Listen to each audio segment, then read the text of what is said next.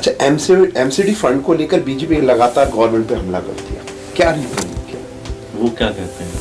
वो तो यही कहती है अभी एमसीडी पे फंड हमें दे नहीं रहे, दे आर क्लेमिंग 9,000 समथिंग का फंड उनसे लेना है, वो फंड देते नहीं। तो मैं आपसे एक चीज़ पूछना चाहता हूँ, अगर मान लीजिए आपके घर पे कोई आके कब्जा कर ले तो आप क्या करोगे? आप पुलिस में जाओगे? आप कोर्ट में जाओगे? मान लीजिए भारतीय जनता पार्टी ये कहती है भाई कि एमसीडी का पैसा दिल्ली सरकार नहीं देती, ये देश एक कॉन्स्टिट्यूशन के आधार पर चलता है, ये ऐसा तो नहीं कि मैंने कभी दे दिया कभी नहीं दिया। कोर्ट ने हर बार एमसीडी को डांटा है कि आप अपना फाइनेंशियल सिस्टम ठीक करिए, अपना तरीका ठीक करिए, आपके पूरे के पूरे सिस्टम में लोग बोल है, इसके कारण दिक्कत आ रही। अब मैं दूसरी जगह आता हूँ। आज हम आपको उस युवा शख्सियत से रूबरू कराने जा रहे हैं जो भ्रष्टाचार के खिलाफ अन्ना आंदोलन से जुड़े और आम आदमी पार्टी तक का सफर तय किया।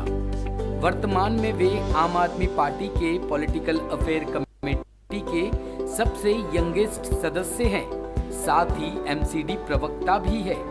उनका नाम दुर्गेश पाठक है। बिना कोई राजनीतिक रसूख रखने वाले दुर्गेश पाठक गोरखपुर के मध्यम वर्गीय परिवार से संबंध रखते हैं। पिता नौकरी करते हैं, परिवार के लोग खेती किसानी करते हैं।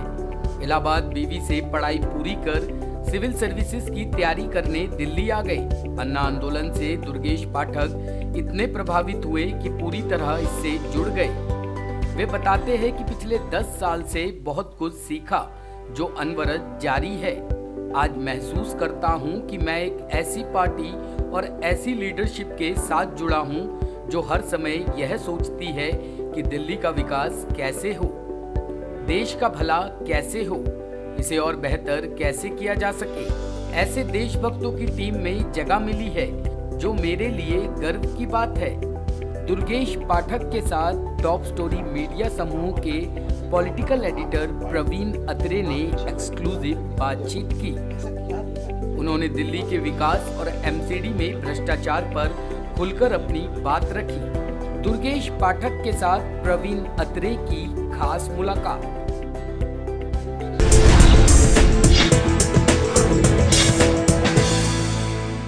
आज हमारे साथ दुर्गेश पाठक जी हैं, आम आदमी पार्टी के जो यंगेस्ट पॉलिटिकल अफेयर कमेटी के मेंबर हैं। दुर्गेश जी, कैसा लगा 10 साल पहले आप गोरखपुर से यहाँ आए, तो कैसा लगा आपको 10 साल का पूरा ग्राफ आपको? देखिए, ये पिछले 10 साल तो एक तरीके से मेरे लिए तो बिल्कुल ही लाइफ चेंजिंग एक तरीके से मोमेंट रहे हैं, ये कह सकता हूँ। मेरे खानदान में किसी का पॉलिटिकल पार्टी से कोई रिश्ता नहीं है। हम एक बिल्कुल नॉर्मल साधारण मिडिल क्लास फैमिली से बिलोंग करते हैं। मेरे फादर जॉब में है और हमारा परिवार पूरा एग्रीकल्चर में है।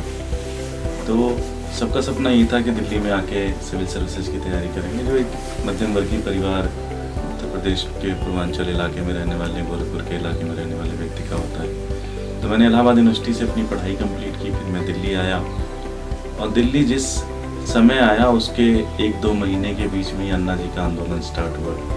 तो मैं यंग था, मेरे मन में भी था कि मैं कुछ देश के लिए कर सकूं। तो आज आप अभी भी उसमें तो बहुत ही यंग था, 21 साल का था मुश्किल से।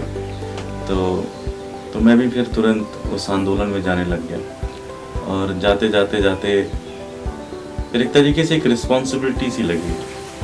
और कब एक पढ़ने वाले स्टूडेंट से कब पॉलिटिकल एक्टिविस्ट बन गए, कब आम आदमी पार्टी में काम करने लगे, पता ही नहीं चला। एक ट्रांजिशन रहा। लेकिन एक चीज़ तो कह सकता हूँ कि बहुत कुछ पर्सनल चीज़ें तो खोई भी, बहुत सारी चीज़ें, पढ़ाई चली गई, साथ ही साथ जो एक सपना था एक युवा का कि ये करेंगे वो करेंगे, वो सारी चीज़ें चली गई। लेकिन पिछले 10 साल बहुत कुछ सीखने वाले रहे और सबसे बड़ी चीज़ रही कि एक ऐसी पार्टी और एक ऐसे लीडरशिप के साथ हम लोग काम कर रहे हैं जो 24 घंटे ये सोचती है कि दिल्ली का भला कैसे हो, देश का भला कैसे हो। तो ऐसे देशभक्तों की टीम में एक जगह मिली है, तो ये बहुत बड़ी बात है मेरे लिए। मतलब अन्ना जी आंदोलन से आप स्टार्ट होकर आम आदमी के, और एक आम आदमी पार्टी में आप अच्छी रैंक पे आ गए इस यंग में। ऐसा क्या देखा केजरीवाल जी ने जो आपको इतना प्रमोट किया? ये तो वही बताएंगे। बाकी मेरा तो बस एक ही लक्ष्य रहा कि जो भी मुझे काम दिया गया मैं उसको सिंसियरिटी से,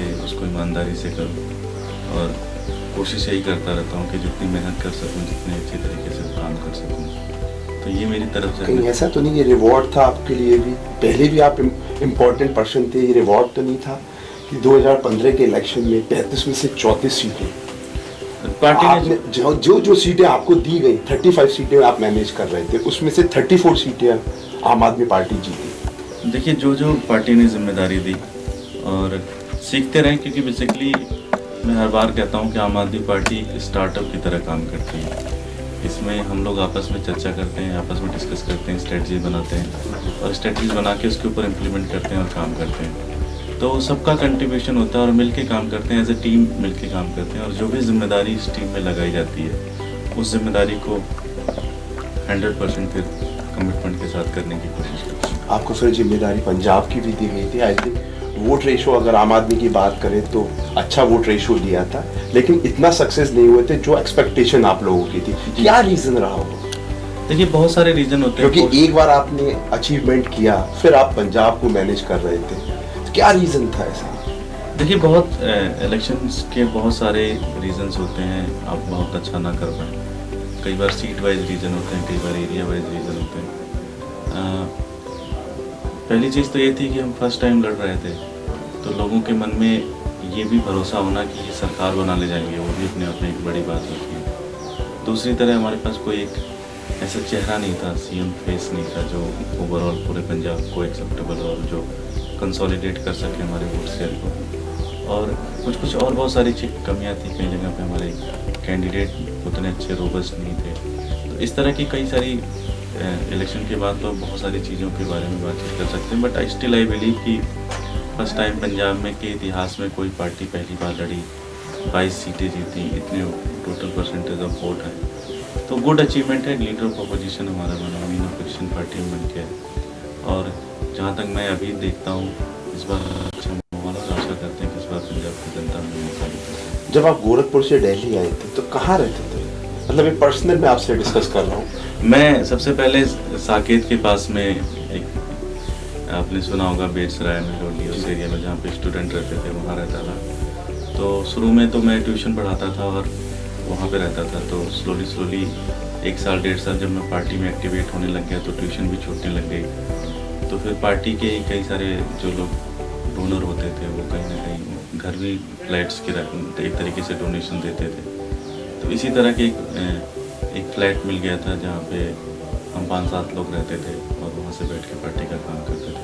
फिर उसके बाद हर जगह कहीं ना कहीं इस तरह से पार्टी से रिलेटेड कोई ना कोई व्यक्ति जो पार्टी को अपना घर देता था उसी घर में लेकिन मैंने सुना था लास्ट टाइम जहाँ को करावल नगर की सी टिकट दिया था, आप वहाँ पे भी रहे? नहीं, मैं वहीं रहता हूँ, मेरा वोट सारा कुछ उधर ही बना हुआ है और उधर ही एक घर किराए पे लिखा हुआ है।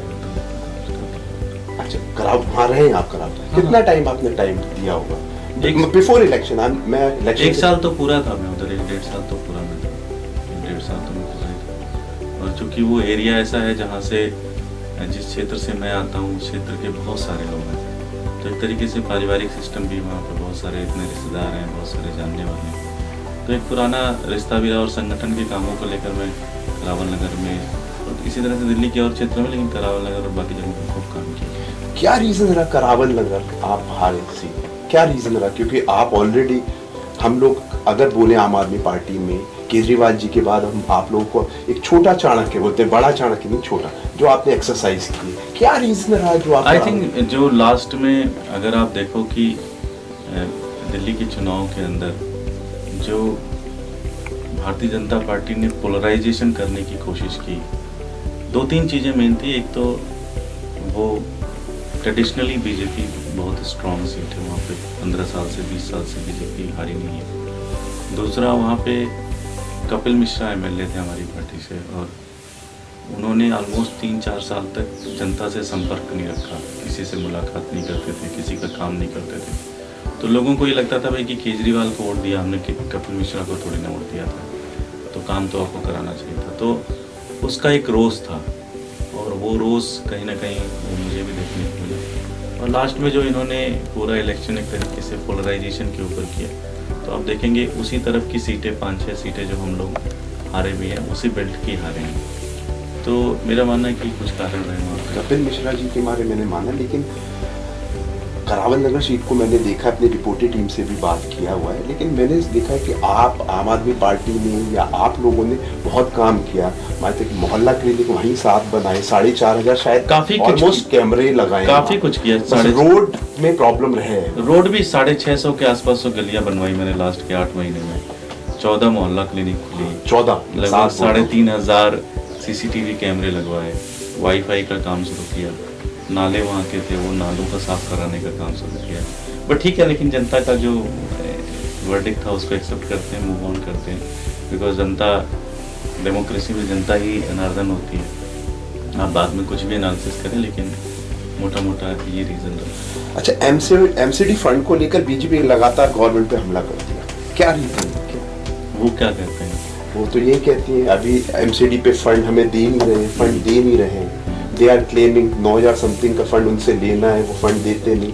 इवन अपार्ट फ्रॉम वहाँ के लोग जो है नगर में, वो लोग रोड पे आ गए हैं, कूड़ा हर जगह पड़ा हुआ है, क्योंकि वो क्लेम करते हैं MCD वाले कि दिल्ली गवर्नमेंट नहीं दे रही है। क्या ऐसा है? तो मैं आपसे एक चीज़ पूछना चाहता हूँ, अगर मान लीजिए आपके घर पे कोई आके कब्जा कर ले, तो आप क्या करोगे? आप पुलिस में जाओगे? आप कोर्ट में जाओगे? मान लीजिए भारतीय जनता पार्टी ये कहती है भाई कि MCD का पैसा दिल्ली सरकार नहीं देती, ये देश एक कॉन्स्टिट्यूशन के आधार पर चलता है। ये ऐसा तो नहीं कि मैंने कभी दे दिया कभी नहीं दिया, ये तो प्रॉपर बजट में लिखा जाता है, प्रॉपर कॉन्स्टिट्यूशन में। तो मान लीजिए पैसा नहीं दिया, तो आप कहाँ जाओगे? कोर्ट में जाओगे। क्या भारतीय जनता पार्टी कोर्ट में गई? नहीं। लेकिन MCD की कर्मचारियों का एक यूनियन कोर्ट में गया, हर महीने तारीख लगती है उसकी, हर महीने डिस्कशन होती है, आपको मैं कोर्ट के ऑर्डर दे दूंगा। एक भी जगह भारतीय जनता पार्टी की MCD का वकील ने ये लिखा कि हमें पैसे चाहिए, नंबर 1। नंबर 2, कोर्ट ने हर बार MCD को डांटा है कि आप अपना फाइनेंशियल सिस्टम ठीक करिए, आप अपना तरीका ठीक करिए, आपके पूरे के पूरे सिस्टम में लूप होल है, इसके कारण दिक्कत आ रही है। अब मैं दूसरी जगह आता हूँ। नहीं, अगर ऐसा है तो आप इतना डिफेंस क्यों? वो इतने एग्रेसिव हम कहाँ डिफेंस है? क्योंकि वो हर उनके पास पैसे हैं इसलिए होर्डिंग लगा रहे हैं, हमारे पास पैसे नहीं इसलिए हम नहीं, होर्डिंग के पास होर्डिंग तो ये पहले लगा चुके थे, आज फिर दिल्ली जल बोर्ड की लगा, लेकिन उससे कोई अभी MCD की बात कर रहा हूं। कोई बाई नहीं करता। मतलब हमने उसके ऊपर प्रेस कॉन्फ्रेंस की, हमने सब कुछ किया, हमने सारी चीजें पब्लिक में रख दी, सारी मीडिया को पता है, सब कुछ कर दिया, उनको कोई बाई नहीं करता। देखिए वो ऐसा कह क्यों रहे हैं, ये समझना बहुत जरूरी है। पिछले 15 सालों में कोई हर व्यक्ति ये मानने को तैयार है कि भारतीय जनता पार्टी ने MCD का बुरा हाल कर दिया। बीजेपी का एक मेन काम था गलियों की सफाई करना। आप मुझे एक गली बता दो पूरी दिल्ली के अंदर जो साफ हो, नंबर 1। दूसरी चीज़, अगर एक इंस्टीट्यूशन को आप हेड करते हो, 15 साल से आप उस इंस्टीट्यूशन को हेड करते हो, और अगर आपने इतना करप्शन कर लिया कि आज कर्मचारियों को पैसे देने की, तनख्वाह देने के पैसे नहीं है, तो इसके लिए सोरली आप रिस्पॉन्सिबल, आप किसी के ऊपर जिम्मेदारी नहीं ठहरा सकते कि ये जिम्मेदार है वो जिम्मेदार है। तो हमारा तो सीधा सीधा ये कहना है कि भारतीय जनता पार्टी ने पूरी MCD को इतना लूट लिया। आप ये सोचिए, वो कहते हैं हमारे पास पैसे नहीं है, कर्मचारियों को तनख्वाह देने के पैसे नहीं है, काउंसलर्स के बजट को 100 गुना बढ़ा रहे हैं, 25 लाख से 1.5 करोड़ कर दिया, 50 लाख से 1.5 करोड़ कर दिया। ये पैसे कहाँ से आ रहे हैं? तो इसका मतलब कि चोरी करने का इनका पूरा का पूरा दिमाग में कि चोरी करने का पैसा, ये थारो करप्ट है, ऊपर से नीचे पूरी की पूरी MCD बीजेपी के लीडर्स करप्ट हैं। कोई लिंटर आप बना लीजिए, दिल्ली, आप दिल्ली में रहते होंगे, आप अपना घर के ऊपर एक सीमेंट लगवा लीजिए, भारतीय जनता पार्टी का पार्षद आपसे पैसे ना लेने आ जाए तो मैं राजनीति छोड़ दूंगा। अच्छा, MCD का MCD का जो फंड क्राइसिस है, उसका परमानेंट सोल्यूशन क्या होगा? ईमानदारी से शासन करिए, परमानेंट सोल्यूशन है। भाई शीला दीक्षित जी जब 2015 में जब उनकी सरकार थी, तो उस समय दिल्ली का बजट था 25,000 करोड़। आज आम आदमी पार्टी की सरकार है 5 साल में, 5 साल में हमने उस बजट को 62,000 करोड़ कर दिया। मैं जानना चाहता हूं कि अगर आम आदमी पार्टी दिल्ली के अंदर रह के उस बजट को 2 गुना से ज़्यादा कर सकती है 5 साल में, तो MCD का बजट हर साल कम क्यों होता है? MCD को तो दिल्ली सरकार भी पैसे दे रही है, केंद्र सरकार भी पैसे दे रही है, वो रेवेन्यू भी इकट्ठा कर रहे हैं, सारी चीज़ें कर रहे हैं। तो उनका पैसा क्यों कम हो रहा है? ये प्रश्न तो पूछना पड़ेगा ना भाई। आप कभी आपका 12,000 करोड़ बजट हो जाता है तो अगली बार 11,000 करोड़ हो जाता है, फिर कभी 10,000 करोड़ हो जाता है, कभी 13,000 हो जाता है। ये क्या है? आप मुझे एक चीज बताइए, 2100 करोड़ रुपए सिर्फ नॉर्थ एमसीडी ने, इन्होंने लगभग 12 लाख हाउसेज आइडेंटिफाई किए हैं जिनको इन्होंने प्रॉपर कार्ड दिया है कि आप हमारे हाउस टैक्स हम आपको कलेक्ट करना है। 2100 करोड़ रुपए कलेक्ट कर सकते हैं, लेकिन कलेक्ट कितने होते हैं? 700 करोड़। बाकी 1400 कहाँ जाते हैं? पार्षद अधिकारी मिलके खा लेते हैं। तो आप इस पे आवाज क्यों नहीं हम उठा रहे हैं, प्रोटेस्ट कर रहे हैं, हम सड़कों पे हैं, हम घूम रहे हैं, गलियों में हैं। हमने 2500 सभाएं की दिल्ली के अंदर, 2500 सभाएं की हैं इसके ऊपर। तो हम ये जनता के पीछे बता रहे हैं, जनता को बता रहे हैं सारी की सारी। ये सभाएं आप अभी तो नहीं कर रहे क्योंकि 2022 का इलेक्शन, अभी 22 तो बहुत दूर है। हम तो हमारा करके खत्म हो गया, लगभग 1.5 महीने हो गए करके खत्म हो गया। ये कर रहे हैं, जनता के बीच में जा रहे हैं, कर रहे हैं इस चीज़ को। आपको क्या लगता है 5 सीटों पे एमसीडी का भी इलेक्शन आ रहा है, बाई इलेक्शन, क्या लगता है आपको? अभी तक तो रिपोर्ट बहुत पॉजिटिव है। आज के टाइम पे मैं कहूँ तो 5-0 से आम आदमी पार्टी जीत रही। देखिए, जब आप ग्राउंड पे जाते हो तो आप देखते हो कि भारतीय जनता पार्टी को लेकर अलग लेवल पे गुस्सा है। भारतीय जनता पार्टी के पार्षदों को लेकर गुस्सा है, भारतीय जनता पार्टी के एमसीडी को लेकर गुस्सा है। एक भी गली आपको साफ नहीं मिलेगी, एक भी चौराहा आपको साफ नहीं मिलेगा। इससे लोग बिल्कुल परेशान हो चुके हैं। जब भी कोई घर बनाते हैं, जब भी कुछ करते हैं, उनके पास तुरंत नोटिस आ जाता है, काउंसलर पैसे लेने आ जाता है। इससे लोग परेशान हो चुके हैं और लोग एमसीडी के अंदर एक बड़े बदलाव की तरफ चल रहे हैं। और ये 5 सीट आप देखेंगे, उसका एक नतीजा निकाल के आएगा। आगे 2022 में एमसीडी इलेक्शन जो आ रहा है, जिसकी आप लोग तैयारी भी सुनो, मतलब आपका क्या कंसेप्ट रहेगा कि किस मुद्दे पे चुनाव आप लड़ेंगे? देखिए, हमारा साफ साफ बनता है। पहला, जैसे दिल्ली सरकार अरविंद केजरीवाल ने चलाया, उसी तरह से एमसीडी को ईमानदारी से चलाएंगे। दूसरा, देखिए, आप सोचिए कि ये नेशनल कैपिटल है। आप दिल्ली एयरपोर्ट तो उतरते हैं, उतर के जैसे ही बाहर आते हैं, आप देखते हो इधर कूड़ा पड़ा, इधर कूड़ा पड़ा, इधर। ये अच्छा नहीं लगता। अगर आप दिल्ली को वो तो ये कह रहे हैं कूड़ा इसलिए पड़ा। नहीं, वो तो मैंने आपको बता दिया, वो तो कहने से कौन चाहिए, वो तो चोर है एक नंबर के सारे, कुछ भी कहेंगे वो। आप तो मीडिया के हो, आप तो समझते हो ना चीज़ों को। अगर हम उनसे बात करते तो वो आप कोर्ट के ऑर्डर लो ना। मेरी बात पे क्यों जा रहे हो? दुर्गेश पाठक की बात कौन होता है? मैं कोई, मेरी बात पे क्यों जा रहे हो? मैं तो पॉलिटिकल पार्टी हूँ, मेरा तो काम है आरोप लगाना। आप कह सकते हो, आप कोर्ट के ऑर्डर पढ़ो, कोर्ट के ऑर्डर पढ़ के आप संतुष्ट हो, उसके बाद जाओ पूछो उनसे पूछो कि भाई ये क्लॉज है, यहाँ पे लिखा हुआ है, आप तो झूठ बोल रहे हो। अगर मैं गलत कर रहा हूँ, मेरे पास आ जाओ, बोलो कि तुम झूठ बोल रहे हो। आप तो मेरी बात मत मानो ना, और उनकी बात, आप तो कोर्ट के ऑर्डर पे जाओ। तो अगर दिल्ली को एक वर्ल्ड क्लास सिटी बनाना है तो एमसीडी में अरविंद केजरीवाल को लाना पड़ेगा, आम आदमी पार्टी को लाना पड़ेगा, तभी दिल्ली साफ होगी, तभी दिल्ली बढ़िया होगी। अच्छा, ये दूसरा एक और आरोप लगा रही है बीजेपी, और शायद आप लोग उस पर ध्यान दे रहे हैं या नहीं। 26,000 करोड़, हर जगह बोर्ड लगे हुए, हर जगह होर्डिंग्स लगे हुए, दिल्ली जल बोर्ड में 26,000। पर आप लोगों की तरफ से कोई ना तो इनिशिएटिव है, ना आप बड़े काम होके सुन रहे हैं। मैं कहीं चौराया जाता हूँ, कहीं जाए, हर जगह लगा हो आम आदमी पार्टी, दिल्ली जल बोर्ड, 26,000 करोड़ का घोटाला। ये क्या है? केंद्र सरकार ने एक कमेटी बनाई, सिंगलू कमेटी, और उन्होंने अरविंद केजरीवाल की जितनी फाइल थी, जितने ऑर्डर थे उनके और उनके मंत्रियों द्वारा, सबको 6 महीने तक प्रॉपर जांच कराया। और जांच कराने के बाद कुछ नहीं मिला उनको।